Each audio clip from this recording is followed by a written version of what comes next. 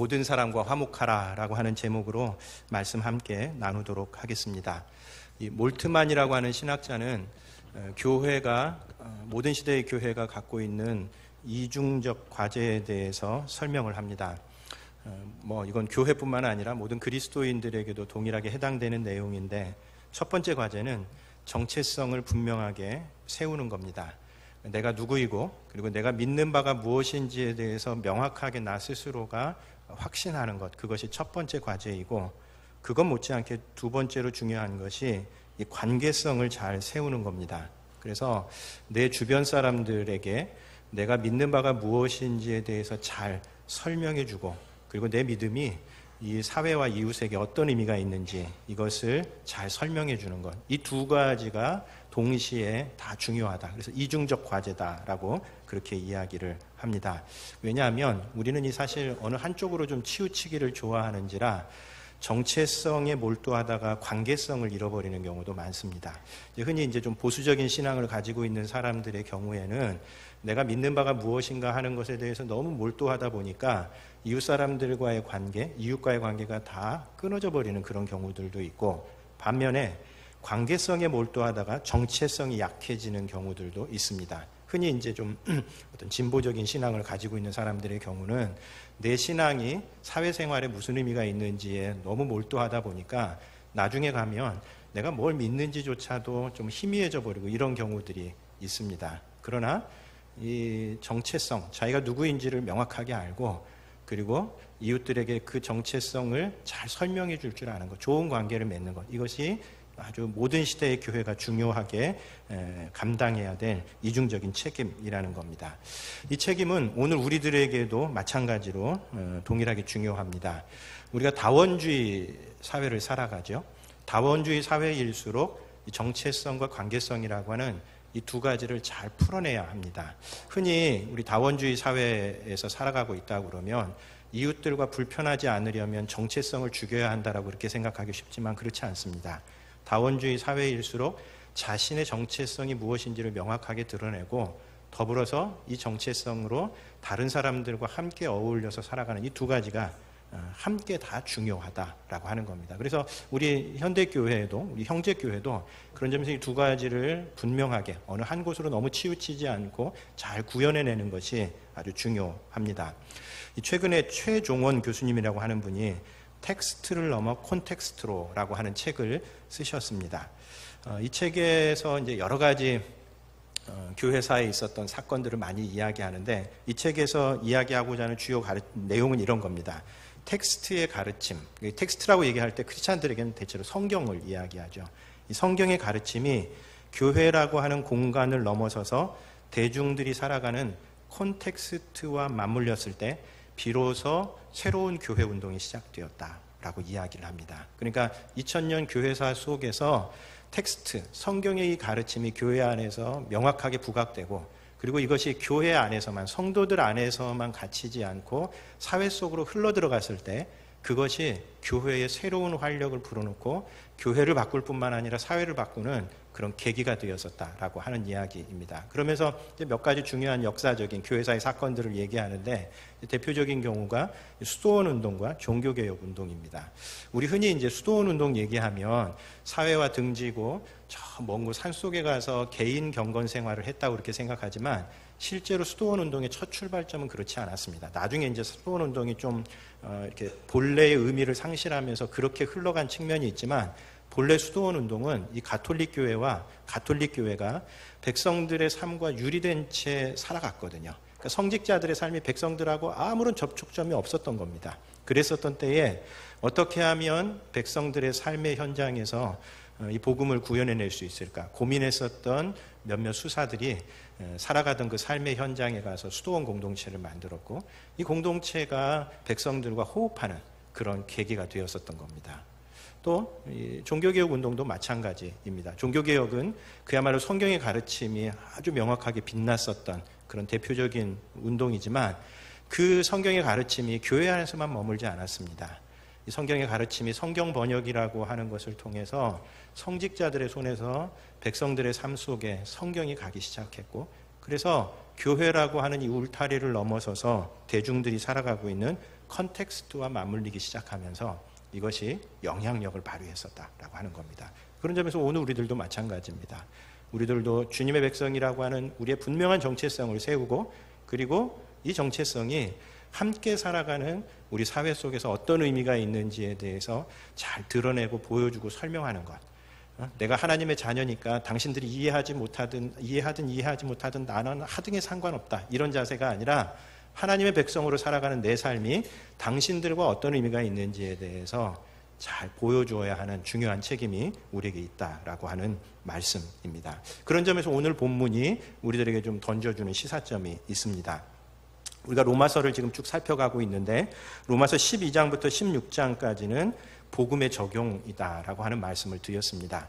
우리가 하나님의 자녀가 되고 난 다음에 어떻게 하나님의 자녀답게, 하나님의 백성답게 살아갈 수 있는가 하는 것에 대해서 12장부터 16장까지 쭉 설명을 하고 있습니다. 그래서 12장 1절부터 2절까지는 이제 원리를 보여줍니다. 우리가 삶의 전 영역 속에서 하나님이 기뻐하시는 제사를 드리는 사람들, 그게 우리 그리스도인의 삶이라고 원리를 보여주고 난 다음에 그 삶의 원리를 쫓아서 하나씩 우리가 살아가는 삶의 분야들을 설명합니다. 그래서 지난 시간에 보았었던 12장 3절부터 13절까지는 교회 공동체 안에서 하나님이 기뻐하시는 제사를 어떻게 드릴 수 있는가 하는 것이 지난 12장 3절부터 13절까지의 내용이었습니다. 두 가지 중요한 개념이 있었습니다. 은사와 봉사. 그러니까 마치 우리 몸에 여러 가지 다양한 기능이 있듯이 하나님께서 한 교회 공동체 안의 성도들에게 각각에게 알맞는 기능, 역할, 은사죠. 그것을 주시고 그 은사를 가지고 서로 봉사하게 하시는 것, 그게 교회 안에서의 하나님께서 교회를 세워가시는 그런 원리라는 겁니다. 그래서 은사가 없는 사람은 하나도 없습니다. 여러분, 우리 몸에 필요 없는 부분들이 있습니까?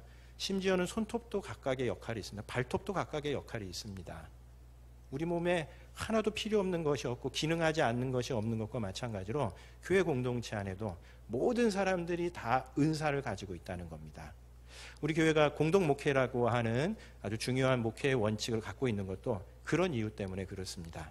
목회자는 목회자로서, 또 교회 성도들은 성도들로서 각각 자신에게 맡겨져 있는 그 역할과 기능들을 함께 섬기면서 자신도 성장해가고 교회도 함께 성장해가는 것, 이것이 성경이 우리에게 보여주는 원칙이라는 겁니다. 그리고 그래서 그 은사를 가지고 열심히 사랑으로 봉사하고, 열심히 봉사하고, 어려워도 봉사하고, 나누면서 봉사하는 것. 내가 봉사하면 누군가 칭찬해 주겠지, 그런 거 생각하지 않고, 내가 2시간 봉사하면 이게 돈이 얼마인데 아깝다, 이런 생각하면 절대 봉사하지 못하죠. 오히려 자기 돈을 써가면서 어려움이 있더라도, 그리고 다른 사람들이 인정해 주지 않더라도 그거 가지고 봉사하는 것, 그 훈련을 하는 곳이 교회다라고 하는 것을 이야기 드렸습니다. 어제도 우리 그 다락방들, 요새 남자 다락방들이 참 애가 많습니다. 매 토요일에 와가지고 교회 청소하고 쉽지 않은데, 와가지고 한 시간 정도 봉사하고 난 다음에 식사비도 자기들이 냅니다. 우리가 생각할 때는 그런 희한한 계산법이 어디 있습니까? 봉사했으면 누군가 대접을 해야 될 텐데 봉사해놓고 자기가 또 다시 대접을 하고, 그러면서도 기쁩니다. 나누면서 봉사하는 삶, 그것이 교회 안에서 하나님께서 기뻐하시는 봉사의 훈련 방식이라는 겁니다. 이제 오늘 말씀은 그 교회에서 한 걸음 좀 벗어나서 우리가 일반 사회, 흔히 세속 사회에서 우리가 그리스도인으로서 어떻게 살아가야 하는가 하는 것을 이야기해주는 그런 말씀입니다. 사실 조금 여러 가지 많은 내용들이 좀 나오기 때문에 좀 간추리는 게 좀 쉽지는 않았는데, 지난주에도 오카는 목사님이 얘기하셨던 것을 이렇게 조금 제가 빌려왔었던 것과 마찬가지로 이 본문에서도 오카는 목사님께서 이 본문을 놓고 크게 2가지 원칙, 그러니까 우리가 세상 속에서 그리스도인답게 살아가려고 할 때에 큰 2가지 원칙과 그리고 거기에 딸려있는 몇 가지 세부 사항으로 구성되어 있다라고 그렇게 설명을 하는데, 제가 그렇게 보면 좋겠다라는 생각이 들어서 옥 목사님의 그 틀을 가져오고 설명하는 건 제가 좀 제 방식대로의 설명들을 좀 해보도록 하겠습니다. 우선 우리가 어떻게 그리스도인으로서 세상 속에서 살아가야 하는가, 2가지 큰 원칙이 있습니다. 첫 번째로는 18절입니다. 18절 말씀 같이 한번 읽도록 하겠습니다. 같이 읽습니다. 할 수 있거든 너희로서는 모든 사람과 더불어 화목하라. 여러분, 이 말씀이, 오늘 말씀이 사회 속에서 살아가는 그리스도인들을 염두에 둔 말씀이라고 하는 것을 잊어버리시면 안 됩니다.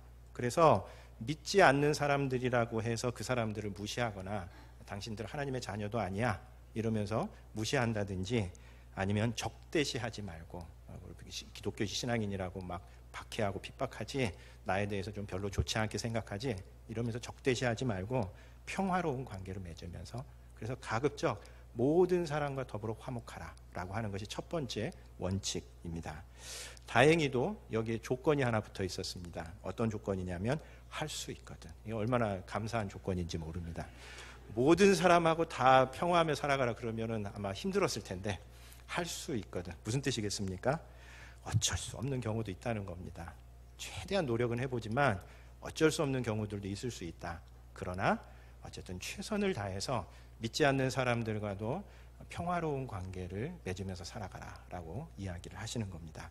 특별히 화목이라고 하는 이 개념이 좀 주목할 필요가 있습니다. 왜냐하면 우리 로마서의 큰 흐름들을 이렇게 훑어오면서 로마서를 한 서너 개의 중요 부분으로 나눌 때에 각 부분마다 중요하게 부각되는 개념이 있습니다. 예를 들면 맨 앞부분에서는 믿음으로 말미암아 의롭다함을 받는다. 우리가 흔히 칭의, 이신칭의라고 하는 것이 굉장히 중요한 개념이었고, 그 다음에 중반부에서는 거룩한 삶, 성화의 삶이 굉장히 중요한 그런 개념이었고, 이스라엘의 구원 문제에 있어서는 하나님의 긍휼이라고 하는 것이 굉장히 중요한 개념이었다면, 이제 우리가 살피고 있는 이 로마서 12장부터 16장까지를 전체를 아우를 수 있는 하나의 개념을 뽑으라고 얘기하면 저는 이 화목, 화평, 평화라고 하는 것을 꼽을 수 있다고 생각하기 때문에 그렇습니다. 나중에도 이제 우리가 좀 14장, 15장으로 넘어가면서 자세히 보겠지만 14장, 15장에서는 교회 안에서 어떻게 우리가 화목하게 평화롭게 살아갈 수 있는가 하는 것을 다루고요. 오늘 본문에서도 믿지 않는 사람들과의 관계에서도 우리가 어떻게 살아야 하냐면 에이레네, 샬롬, 그 평화를 함께 나누는 사람으로 살아가야 한다라고 이야기를 하고 있습니다. 여러분, 우리 잘 아는 것처럼 예수님께서도 그 이야기 하셨죠. 마태복음 5장 9절, 화평하게 하는 자는 복이 있나니 그들이 하나님의 아들이라 일컬음을 받을 것이요.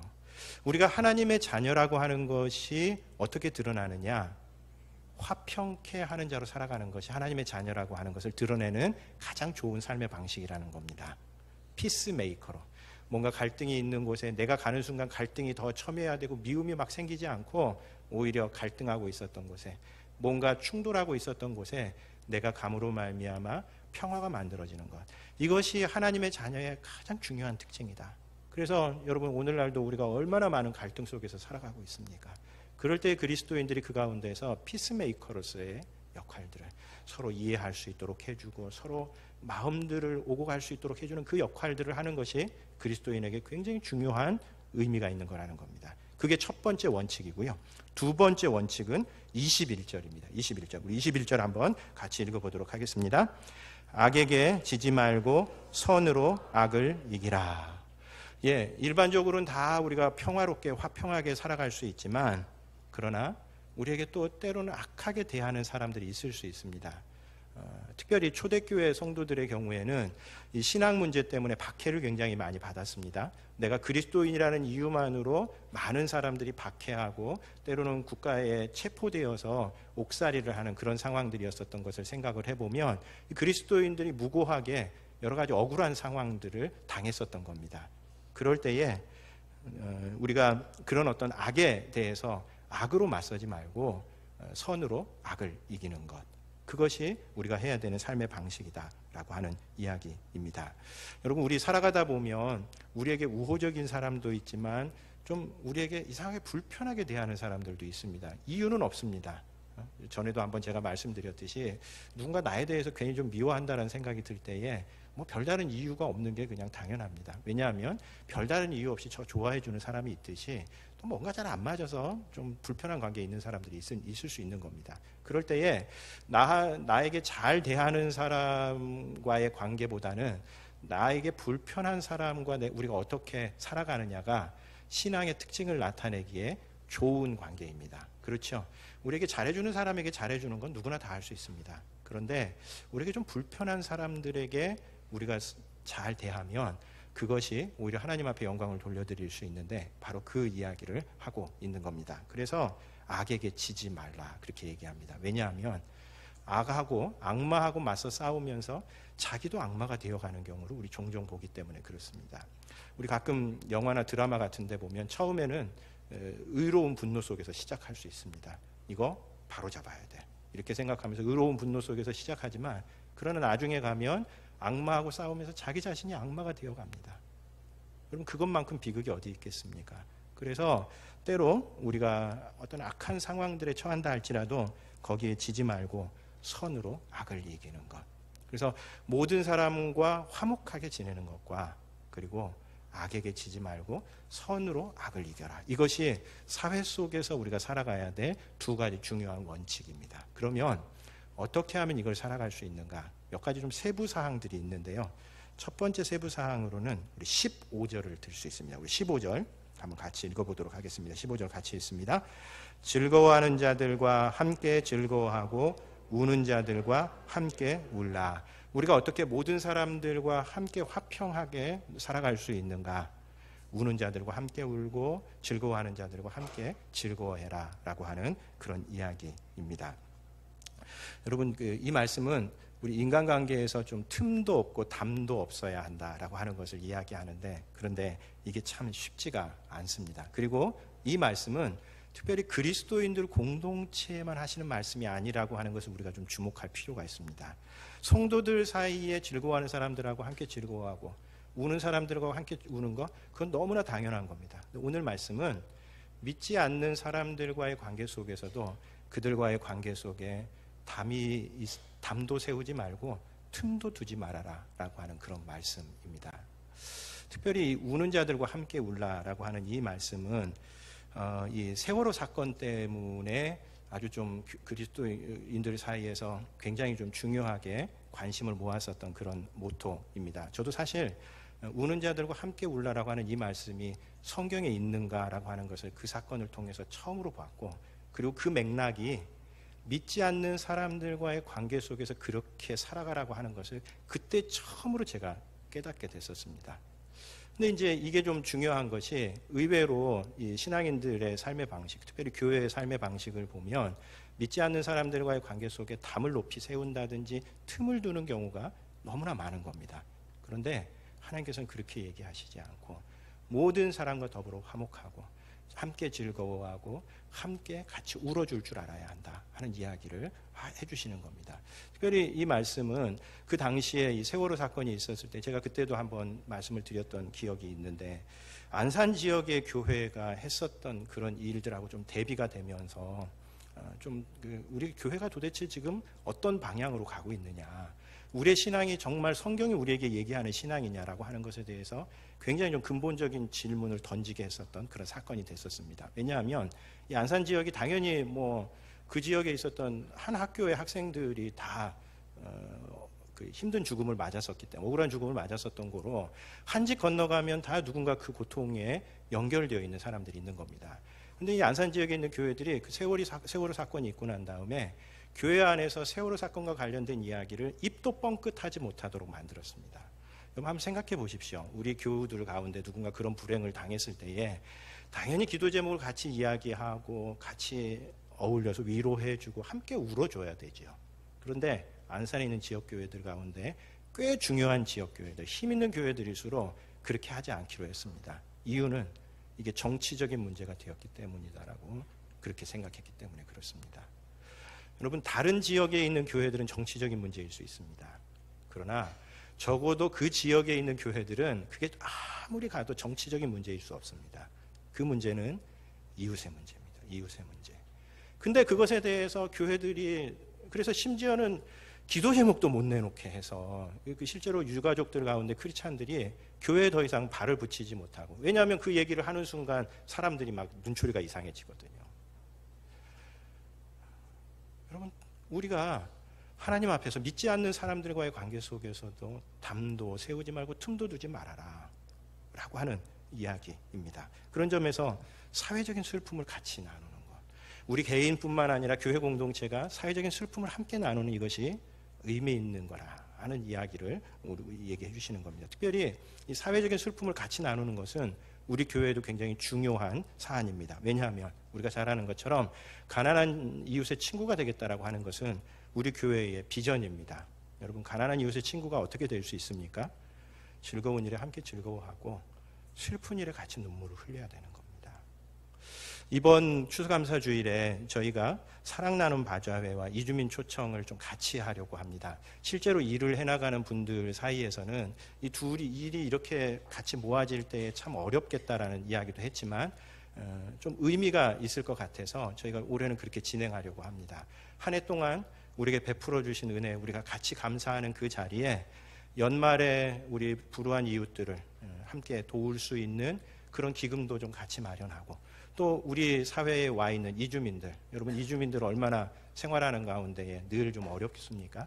그 사람들과 함께 이 기쁨을 나눌 수 있는 자리를 마련하는 것이 추수감사절의 의미를 더 잘 살리겠다. 우리는 감사하고 그 감사를 같이 나누면 그 의미가 살겠다라는 생각이 들어서 그렇게 진행하려고 생각하고 있습니다. 여러분 교우님들, 여러분들 요 행사에 사랑나눔 바주회에 좋은 것들이 좀 나뉘어질 수 있도록 그렇게 협조해 주시면 고맙겠습니다. 두 번째로, 어떻게 우리가 모든 사람과 화목하게 살아가거나 혹은 악에게 지지 않고 선으로 악을 이길 수 있는가? 두 번째는 16절입니다. 우리 16절 말씀 한번 같이 읽어보도록 하겠습니다.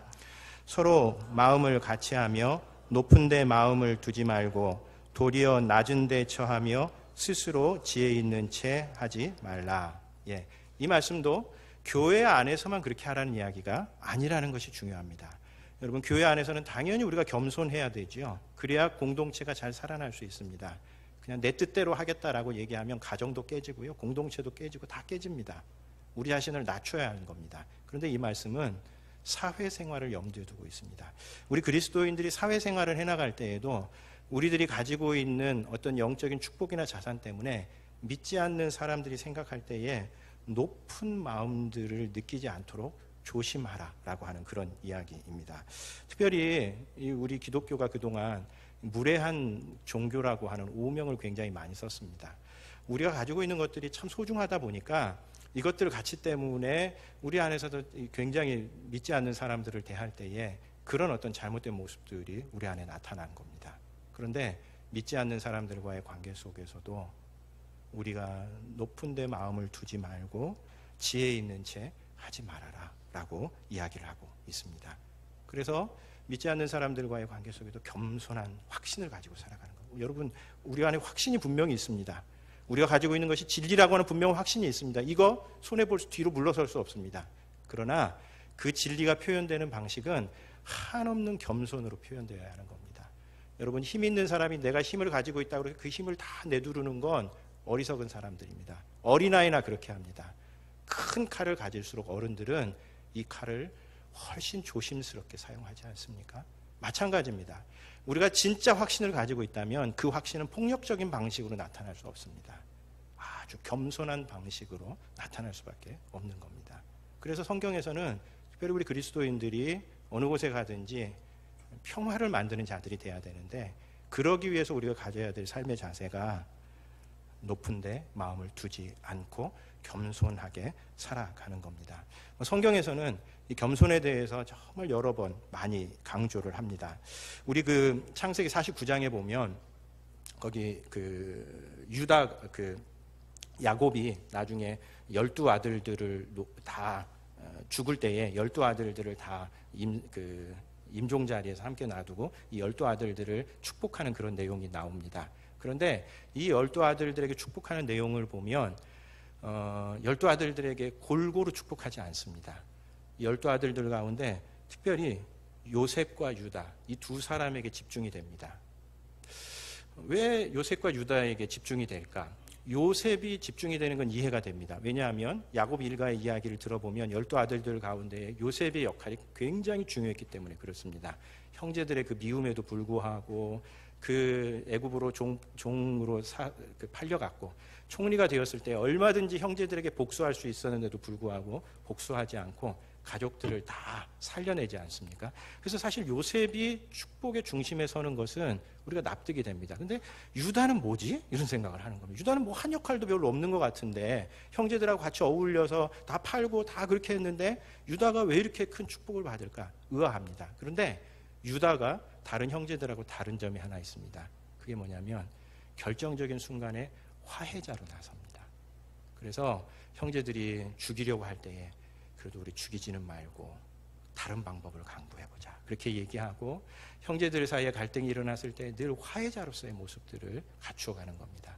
그래서 결국은 그 유다의 그 삶의 방식이 아마 야곱이 생각할 때에 아주 중요한 결정적인 순간에 화해를 이끌어냈다는 점에서 아주 좀 중요한 역할을 했다고 봤던 것 같습니다. 그래서 이 야곱이 그 유다를 아주 축복하는 그런 점에서 겸손한 삶의 방식, 그것이 하나님 앞에서 높임받는 방식이다 하는 이야기입니다. 세 번째, 우리가 어떻게 선으로 악을 이길 수 있는가? 14절 말씀 한번 같이 읽어보도록 하겠습니다. 14절 같이 읽습니다. 너희를 박해하는 자를 축복하라. 축복하고 저주하지 말라. 예, 우리가 어떻게 악에게 지지 않고 선으로 악을 이길 수 있는가? 박해하는 자를 저주하지 말고 오히려 축복하라라고 하는 겁니다. 여러분, 사실 우리의 기본적인 본성은 우리에게 악하게 대하는 사람이 있으면 악하게 대하는 겁니다. 그리고 그것도 한 10배쯤 되돌려주는 겁니다. 그런데 그런 본성에 거슬러서 살아가야 한다라고 이야기를 하십니다. 여러분, 우리 그 여호수아서를 읽다 보면 여호수아 20장에 보면 거기 도피성에 관한 내용이 나옵니다. 우리 흔히 이제 구약을 얘기할 때에 구약과 신약의 좀 차이점 중에 하나가 구약의 법률 원칙은 눈에는 눈, 이에는 이 그렇게 얘기하죠. 우리 이거 생각하면서 야, 이게 되게 가혹하다 이렇게 생각하는데 사실은 이 눈에는 눈, 이에는 이 원칙도 굉장히 자비로운 방식이었습니다. 왜냐하면 그 당시에 주변을 보면 실제로 자기가 손해를 입었다라고 생각할 때에 10배, 70배, 700배의 보복을 가하는 것이 관행이었기 때문에 그렇습니다. 여러분, 그 구약의 이야기를 읽다 보면 실제로 그런 이야기 나오는 경우가 있습니다. 여러분, 우리들도 한번 생각을 해보면 누군가 나한테 10이라고 하는 잘못을 저지르면 그 10만큼 가하고 말게 되나요? 그렇지 않습니다. 내게 10을 가하면 좀 두고 보자 이러면서 한 50점, 한 100점 가하고 힘만 되면 그 이상을 보복하는 것이 사람의 속성인 겁니다. 그래서 눈에는 눈, 이에는 이라고 하는 이 원칙도 굉장히 자애로운 원칙인데 신약으로 넘어오면 그것보다도 훨씬 더 자유로운 삶의 방식으로 우리가 살아가야 한다라고 이야기합니다. 그 방식이 뭡니까? 원수를 사랑하고 원수를 위해서 기도하는 삶의 방식인 겁니다. 그런 점에서 신약의 백성들에게 하나님께서는 굉장히 고결한 삶의 방식을 원하시는 겁니다. 19절, 20절 말씀에 보면 내 사랑하는 자들아 너희가 친히 원수를 갚지 말고 하나님의 진노하심에 맡기라. 기록되었으되 원수 갚는 것이 내게 있으니 내가 갚으리라고 주께서 말씀하시니라. 내 원수가 줄이거든 먹이고 목마르거든 마시게 하라. 그리함으로 내가 숯불을 그 머리에 쌓아 놓으리라 라고 말씀합니다. 이 말씀은 우리들에게 하나님께서 원수 갚는 그 일에 관심을 갖고 계시기 때문에 너희가 원수 갚으려고 직접 그렇게 갚으려고 생각하지 말라는 이야기입니다. 그리고 네 원수가 줄이거든 먹이고 목마르거든 마시게 하라 라고 이야기하십니다.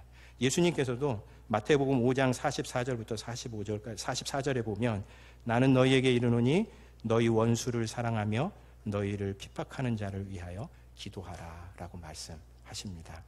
그런 점에서 우리 요 말씀 생각하면서 지난주에 있었던 그 인간 생각하면 좋을 것 같습니다.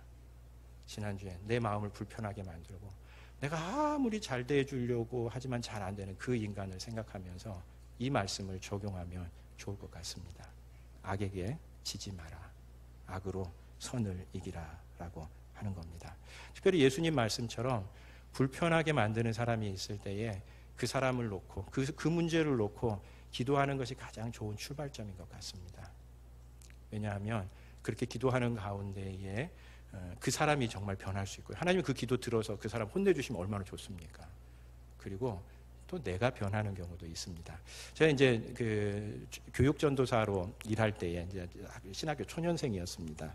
그때 보면 참 그때 뭘 알고 사역을 했을까 그런 생각이 들기도 하는데, 어쨌든 그때 제가 그 교육전도사로 일하고 있었던 그 교회의 교육부 장로님이 계셨는데, 이분이 진짜 깐깐한 분이셨습니다. 그래서 한 번은 본래 그러지도 않는 분인데 어느 날인가 이제 예배드리는 그 자리에 와서 예배드리는 모습을 봤는데, 그때 마침 제가 이제 뭘 했냐면, 설교 시간에 애들이 하도 안 듣고 이러니까 퀴즈를 좀 냈습니다. 퀴즈를 좀 내고 이렇게 선물을 주고 하는 걸 했거든요. 그랬더니 그 다음 주에 가가지고 이 장로님이 노발대발하시면서 어떻게 교회 안에서 그런 세속적인 방식으로 할 수 있냐 이러면서 되게 뭐라고 그러시는 거예요.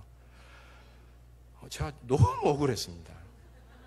너무 억울했어요, 진짜. 아니 도대체 설교를 다 듣지도 않고 내가 뭐 설교 시간에 그냥 그렇게만 하고 끝냈으면 이해가 될 텐데, 어떻게 그 시간에 딱 와가지고 그것만 보고 난 다음에 그렇게 얘기할 수 있는가 이래가지고 내가 너무 억울해가지고. 근데 이제 뭐 잘 아시는 것처럼 교회 구조에서 교육전도사와 장로님 붙어가지고 맨날 교육전도사가 깨지죠.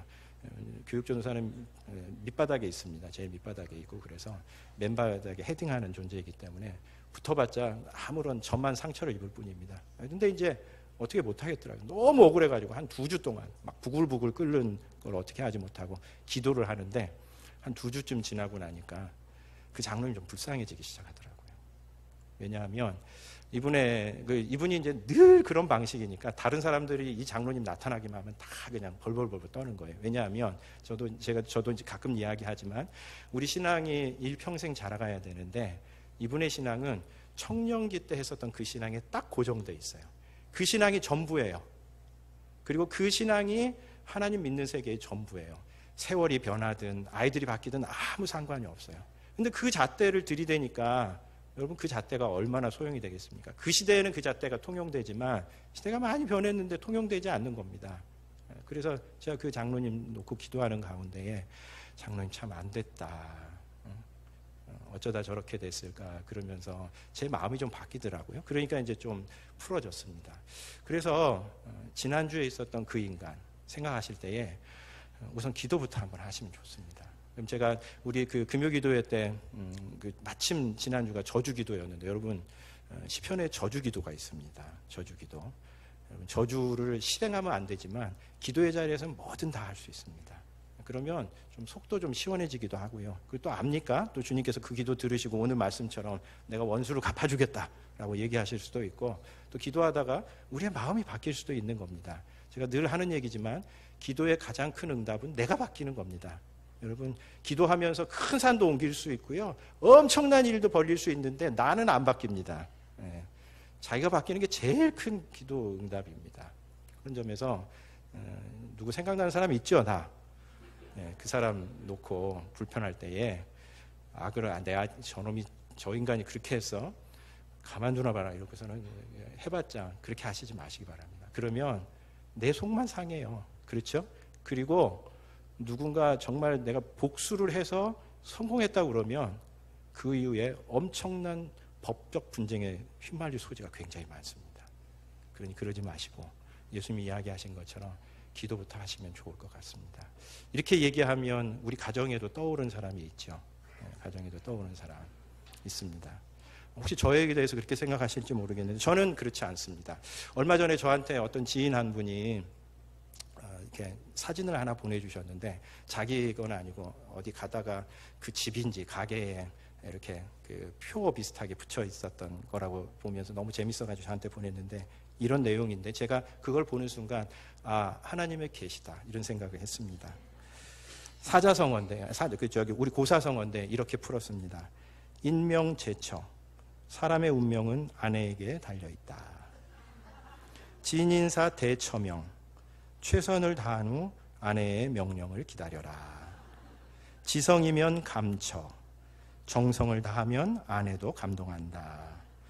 처하태평, 아내 밑에 있을 때 모든 것이 편하다.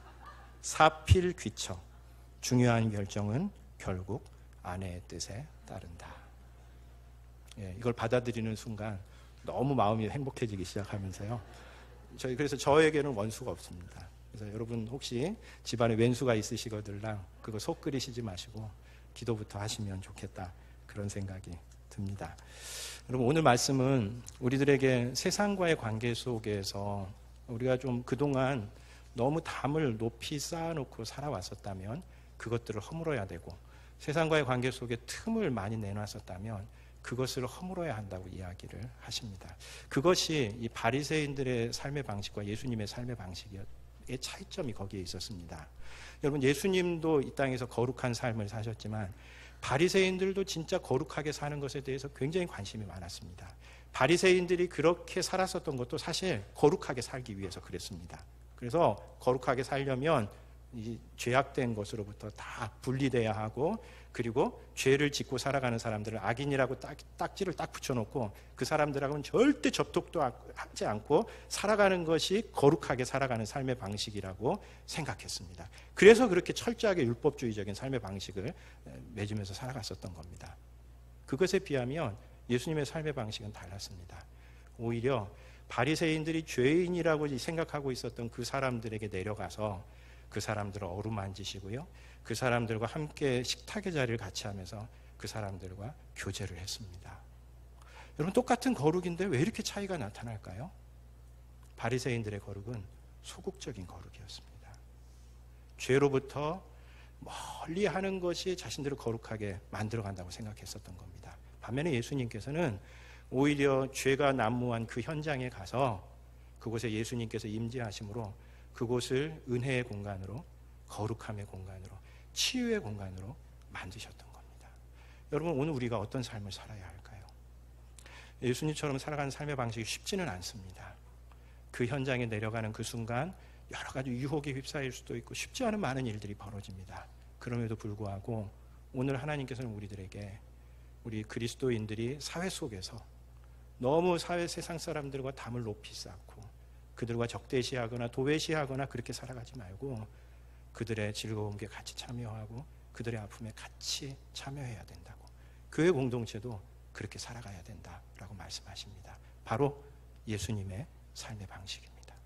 여러분, 한 주 동안 세상 속에서 살아가실 때에 예수님처럼 누룩과 같은 선한 영향력을 발휘하시면서 살아가시는 우리 교우님들 되시기를 바랍니다. 기도하겠습니다.